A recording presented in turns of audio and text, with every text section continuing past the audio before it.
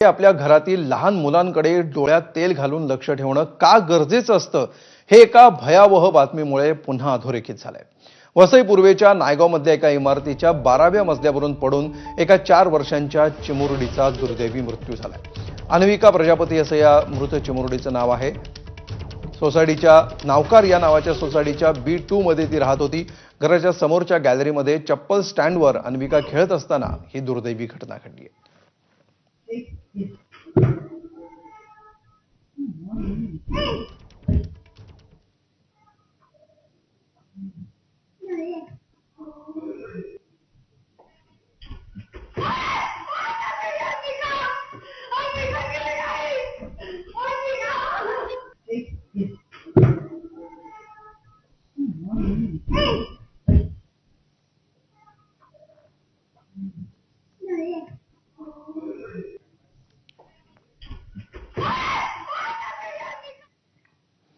तर अतिशय धक्कादायक आणि विचलित करणारी अशी हे दृश्य आहेत।